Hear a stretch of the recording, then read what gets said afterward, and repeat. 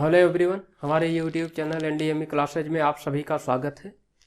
आज हम व्याकरण के अंतर्गत केबीएस, टीजीटी, पीजीटी और पीआरटी के भाग को देखेंगे और इसमें देखेंगे कि किस तरीके के सवाल व्याकरण से संबंधित पूछे जा सकते हैं और किस तरीके के पूछे गए हैं।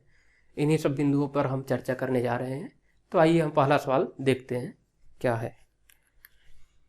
तो पहला सवाल हमारा है, मदोन्मत्त में कौन सी संधि है? व्यंजन संधि, विसर्ग संधि, स्वर संधि, गुण संधि। तो हमने पिछले भी वीडियो में चर्चा किया था, आपसे संधि के बारे में बताया था। इसमें भी हम चर्चा कर लेते हैं। आपको पता भी है संधियां 3 हैं। कौन सा? स्वर संधि, व्यंजन संधि और विसर्ग संधि। तो फिर हम बताए थे आपको कि स्वर संधि में क्या होता है, स्वरों का स्वरों के साथ जोड़ होता है। स्वर का स्वर धन स्वर का जोड़ होता है। व्यंजन में क्या होता है, व्यंजन के साथ या तो स्वर होगा या तो व्यंजन होगा, स्वर या व्यंजन। और व्यंजन की सबसे बड़ी जो पहचान है, व्यंजन अगर होगा तो उसका पूर्व भाग में हलंत जरूर लगा होगा। जो भी व्यंजन होगा उसके नीचे, जैसे मान लीजिए वाक्धन ईस, तो क्या होगा? ये क्या है? वाक। यहां पर हलंत लगा है। तो इस हलंत से ही आप पहचान जाना कि अगर कहीं हलंत लगा है तो वो व्यंजन संधि ही होगी। ये बात एकदम कन्फर्म है 100%। व्यंजन संधि की सबसे बड़ी पहचान यही है कि वहां पे हलंत होगा ही होगा। विसर्ग, विसर्ग में क्या होता है? विसर्ग संधि में होता है विसर्ग प्लस व्यंजन या स्वर या व्यंजन, स्वर या व्यंजन। अर्थात व्यंजन की भी पहचान यही है कि मैक्सिमम जगह, अधिक से अधिक स्थानों पे पूर्व पद में यहां पर क्या होगा? विसर्ग ही लगा होगा। तो इस तरीके से पहचान कर सकते हैं। तो यहाँ पे जो मदोन्मत्त है, मद धन उन्मत्त, इसका जो संधि विच्छेद होगा क्या होगा? मद धन उन्मत्त। तो मद धन उन्मत्त, यहां पर क्या? यहां पर स्वर है। स्वर कैसे है आपको पता ही है, द धन अ बराबर द। ये क्या है? शुद्ध व्यंजन है। और ये क्या है? इसके साथ स्वर लगा है। तो जब इस हलंत को हम हटा देंगे तो ये क्या हो जाएगा? स्वर सहित व्यंजन हो जाएगा। अर्थात यहां पर क्या है, जब तोड़ेंगे आप तो द धन अ हो जाएगा। तो क्या हो गया? मद धन उन्मुत्त। तो मद धन उन्मुत्त, अ उ, अ उ का यहां क्या हो जाएगा? उ ही होगा। तो अ धन उ बराबर ओ, आपको बताए थे अ धन उ बराबर क्या हो जाता है? ओ। तो क्या हो गया? मद धन उन्मुत बराबर मदोन्मत्त। ओ की मात्रा यहां लग गई ये, तो मदोन्मत्त। मदोन्मत्त क्या है? गुण संधि। तो ठीक इस तरीके से जो मदोन्मत्त हुआ क्या हुआ? गुण संधि। ठीक इसी तरीके से आइए हम अगला सवाल देख लेते हैं। अगला सवाल क्या है? अगला सवाल कहता है कि निष्काम का संधि विच्छेद है। अब देखिए, आधा काम तो आप लोगों को हम आसान कर दिए हैं पहले ही डिस्कशन में बता के प्रश्न में। अब आप देखिए और बताइए क्या होता है, कमेंट करिए तब तक। तो निष्काम का संधि विच्छेद है, संधि विच्छेद है। निषधन काम, निधन काम, निषधन काम, निधन काम। तो निष्काम का जो संधि विच्छेद होगा वो निष्काम होगा। और निष्काम क्या है? विसर्ग संधि। अब आपका सवाल होगा कि निस ये क्यों नहीं हो सकता? इसके बारे में जब हम और उदाहरण लेंगे तो अगले क्लास में उसको भी बताएंगे कि क्यों ये यहाँ विसर्ग क्यों हो गया और निष्काम क्यों बना, ये वाला क्यों नहीं बना। तो फिर आगे हम चर्चा करेंगे। ठीक, तो इसका जो संधि होगा ये निधन काम, और संधि कौन सी होगी, विसर्ग संधि। ठीक, आइए अगला सवाल देख लेते हैं। ये सवाल थोड़ा सा ध्यान देने लायक है और इम्पॉर्टेंट भी है, पूछा जाता है सवाल, इस तरीके के कई सवाल पूछे भी गए हैं कई परीक्षाओं में। भाषा की लघुतम स्वतंत्र एवं सार्थक, इसी बात को ध्यान रखना, स्वतंत्र सार्थक इकाई, भाषा की लघुतम स्वतंत्र एवं सार्थक इकाई को क्या कहते हैं? वर्ण, वाक्य, शब्द और ध्वनि। तो सबसे पहले हम वर्ण समझ लेते हैं। वर्ण क्या है? वर्ण ये ध्वनियों का लिखित रूप है, हाँ? और ध्वनि क्या है? ध्वनि भाषा की सूक्ष्म इकाई है, भाषा की सूक्ष्म इकाई है। ठीक, वाक्य क्या है? शब्दों के समूह को वाक्य कहते हैं, अनेक शब्द मिलकर एक वाक्य का निर्माण करते हैं। ठीक, तो ये वाक्य हो गया। शब्द क्या है? वर्णों के सार्थक, वर्णों के सार्थक समूह, सार्थक समूह को क्या कहते हैं? शब्द कहते हैं।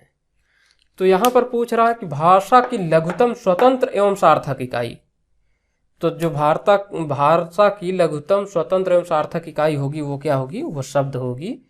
ठीक, इस तरीके से जो राइट आंसर होगा हमारा वो क्या होगा? सी होगा। इसको ध्यान रखना, इस सवाल बहुत ज्यादा पूछा जाता है, यहाँ कंफ्यूज ना होना। फिर यहाँ पूछता है अगला सवाल, कान पकड़ना। कान पकड़ना क्या है? एक मुहावरा है। मुहावरे के बारे में लास्ट वीडियो में हम लोग चर्चा किए थे, आप लोग अगर वो वीडियो देखे होंगे तो आपको समझ में आया होगा कि मुहावरे और लोकोक्ति में अंतर क्या होता है। तो मुहावरे के बारे में हम कल बात किए थे, मुहावरा का एक उदाहरण दिए, उसके आगे फिर लोकोक्ति के बारे में भी हम लोग चर्चा करें। तो हम वहाँ चर्चा किए थे कि मुहावरा होता क्या है? मुहावरा वाक्यांश होता है, अर्थात वाक्यों का एक अंश होता है। ठीक, और उसमें क्रिया अनिवार्य रूप से होती है, क्रिया अनिवार्य रूप से होती है, और ये क्रिया लगभग 95% सवालों में होती है। कुछ अपवाद स्वरूप सवाल ऐसे होते हैं जहां पर ये सीधे सीधे ना दिखाई देती है, अर्थात लास्ट में ना लगा ही रहता है। जैसे उदाहरण के लिए आप देख सकते हो, कान पकड़ना यहाँ लगा है, उसका फिर जो अर्थ लगा है वहां भी देखो, प्रतिज्ञा करना, गलती करना, आरोप लगाना, ये सब लास्ट में क्रिया। तो कान पकड़ना का जो अर्थ पूछ रहा है कि कान पकड़ना एक मुहावरा है, उसका जो है अर्थ क्या होगा? तो कान पकड़ना का जो मुहावरा उसका अर्थ होगा प्रतिज्ञा करना। ठीक, ना आरोप लगाना होगा ना गलती करना होगा, जो राइट आंसर होगा वो क्या होगा? प्रतिज्ञा करना। तो ठीक, इस तरीके से हम अगला सवाल चलते हैं, देखते हैं। अगला सवाल हमारा है कि गलत चुने। लोकोक्ति को कहावत भी कहते हैं, बिल्कुल सही बात है। लोकधन उक्ति,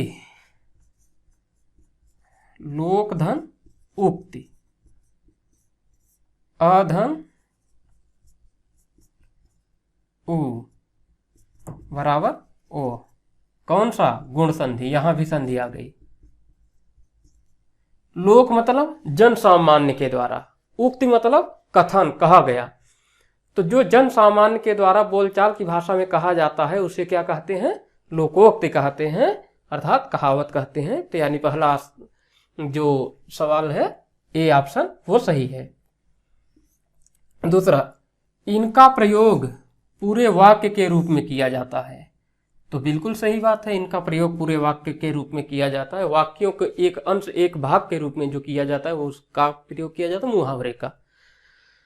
जैसे तीसरा दिया है, को निरूप हो या हमें का हानि, अर्थात इसमें जो ये मुहावरा है, लोकोक्ति है, ये दी गई है कि कह रहा उदाहरण दिया है कि को निरूप हो या हमें का हानि लोकोक्ति है। तो सही बात है, ये अपने आप में पूरा एक वाक्य है। जैसे अधजल गगरी छलकत जाए, को निरूप हो या हमें का हानि, अर्थात कोई राजा है, किरंक है, क्या हो रहा है, उससे हमको क्या फायदा है, क्या नुकसान है जो हो रहा है वो।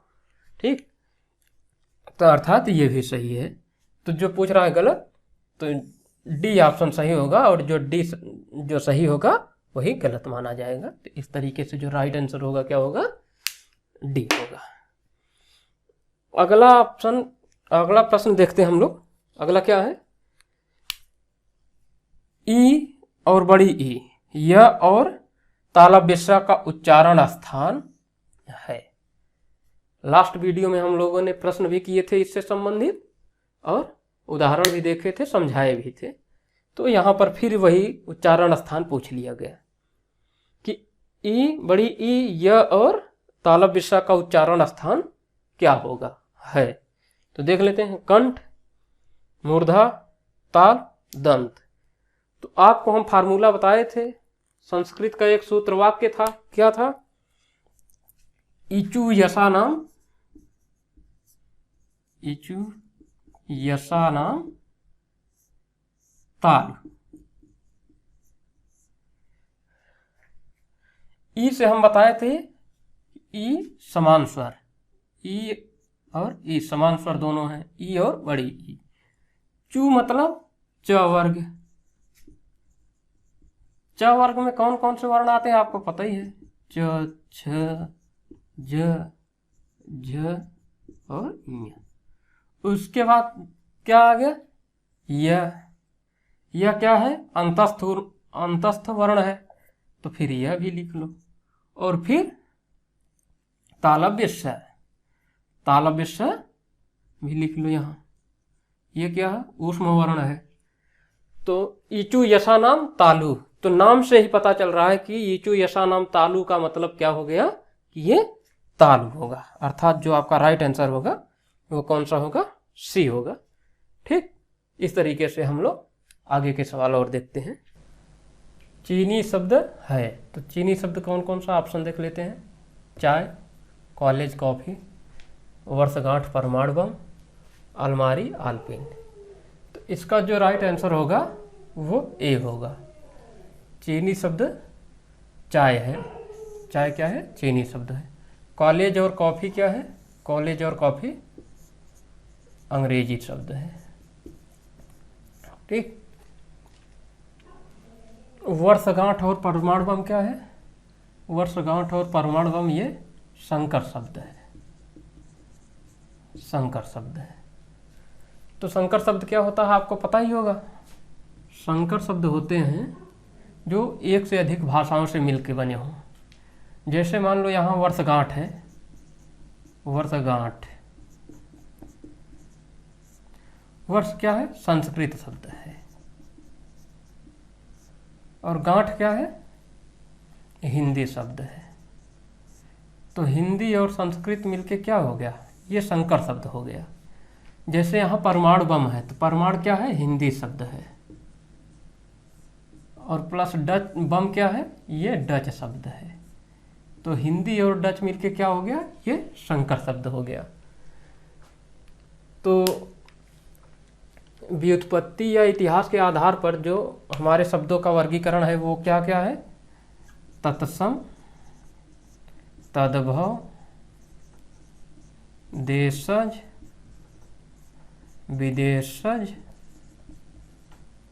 और संकर। ये कैसे शब्द हैं, संकर शब्द हैं। ठीक, ये अलमारी और आलपीन कैसे शब्द हैं, ये पुर्तगाली शब्द है। ये पुर्तगाली शब्द हो गया। कॉलेज काफ़ी अंग्रेजी शब्द हो गया। चाय चीनी शब्द हो गया। ये कौन से कैसे किस श्रेणी में आ जाएंगे, विदेशी शब्द के अंतर्गत आ जाएंगे। ठीक, इस तरीके से हम अगला देख लेते हैं। गंगा का पर्यायवाची है, तो अब देख लेते हैं गंगा का पर्यायवाची है। तो गंगा का पर्यायवाची क्या है, सुरसरी, विष्णुपदी, देवपगा और सभी। तो इसका जो राइट आंसर होगा वो सभी हो जाएगा। इस तरीके से जो राइट आंसर होगा वो डी होगा। अगला सवाल फिर पूछ रहा है कि खिलौना, खेलना और खिलाड़ी में मूल शब्द क्या है। अर्थात ये मूल या रूढ़ शब्द आपको कल बताए थे, यानी लास्ट वीडियो में हम बताए थे क्या होते हैं। योग रूढ़ शब्द क्या होते हैं, यौगिक शब्द क्या होते हैं, सब बताए थे। तो ये यही पूछ रहा है कि ये जो खिलौना है, खेलना है और खिलाड़ी है, इसका मूल शब्द क्या होगा। ऑप्शन दिया है खेलना, खिलना, खेल, कोई नहीं। तो इसका जो राइट आंसर होगा वो खेल होगा। खेल में औना प्रत्यय लगा के क्या बना, खिलौना। आ प्रत्यय लगा के क्या बना है, खेलना। ई प्रत्यय लगा के क्या बना है, खिलाड़ी। ठीक, बड़ी ई प्रत्यय, ये खिलाड़ी। ठीक, इस तरीके से अगला क्वेश्चन देख लेते हैं हम लोग। अशुद्ध चुने, यानी कि जो शुद्ध हो उन्हें नहीं, जो अशुद्ध हैं उसको चुनिए। सांसारिक, आंचल, श्रृंगार, शुश्रूषा।